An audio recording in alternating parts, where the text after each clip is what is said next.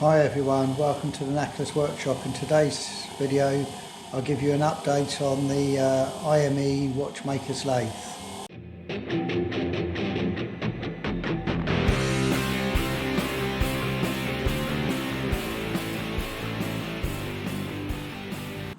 Hi everyone, I hope you're well. So as you saw from the intro, I've got the I.M.E Watchmakers Lathe pretty much running now. There's a couple of tweaks that I need to do. I think I need to make a new pulley for here. It's too deep really, and I'm getting a bit of the belt slipping, so that's on the to-do list. I've still got to sort out some gravers so I can actually use it. But other than that, we're pretty much done. One question I would ask any of the guys that have either used small lathes or watchmakers lathes, this belt that I used, it's got a sort of a serrated or a textured finish, and on the IME SL belts they're very smooth, and I don't know, to be truthful, I don't know what's the advantages either way. So if anyone's got any advice on that, then that would be fabulous if you could put it in the comments. Okay, so based on a previous video, this is a different motor that I've got. Over here we got a foot pedal to control the speed. And if I show you what I've done, let me see if I can, I'll just move the camera in a little bit more into a better position. So effectively, let's move that out of the way.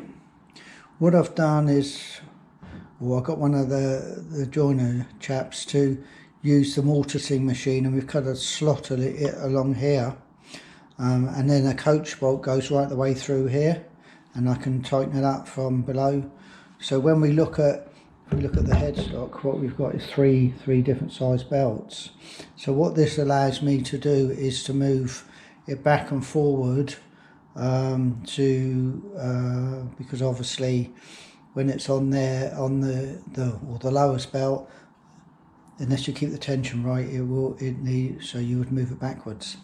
So the other thing that one needs to consider is the alignment of the pulley and the belt. But let me move let's move the camera a little bit so you can see a bit better. So what we have is, on the end of the headstock of the I.M.E lathe, you can actually move it. So when I'm on a lower belt and I want to go this way, I can just loosen the screw there, and the whole thing moves.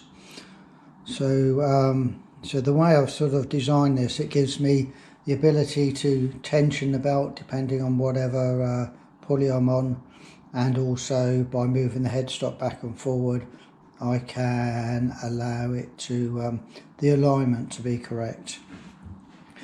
So we're pretty much close to having this all buttoned up. So I just wanted to give you a little update video, because I'm keen to start the making of the Congreve clock, but I'm still waiting for the materials to come, which I'm hoping will be here in the next week or so. So if I move the camera back, and then I'll just show you the sort of area that I've sort of set aside for using this lathe, and also the Unimat lathes. Okay, let me just move this back. So what I've got is this is the old carpenter's bench. So I've placed this on the end of it. I can have stool fits quite well there. If I just tip you up slightly, you can see we've got an overhead light, and I've also got the angle poise one to allow me to get plenty of light on the situation. So it seems a pretty good environment so I can just sort of sit down here, use the foot pedal, everything's sort of fine. So I'm quite pleased with the way it's set up with plenty of light, and that should allow me to work away.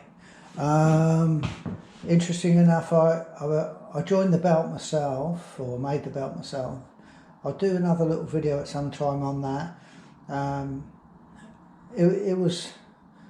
This is not perfect, and I will make it again, so I will do the video at that time. But it wasn't too much of a challenge, and I've got quite a good little tool I've found that I could use to make that, so that could be useful for some of you. Okay, well that's about it from this update. So on the next one, what I'll do is I may show you the machining of the new wheel. I'll get the gravers sorted out so then we can actually have some action. Do a bit of turning, not that I actually know how to on one of these lathes, but it'll be a learning experience for us all. Yeah, and then this one will be pretty much done. I think the only one other thing I'd like to do is just to make a box to go around it, a wooden box, to try and keep the environment sort of you know, as stable as possible, and then I can tuck it under the bench when it's not in use, and then it's all it shouldn't sort of deteriorate in this this old workshop. Okay, well that's about it, as I say. So thanks for watching, and as always, stay happy, strong and healthy. Cheerio.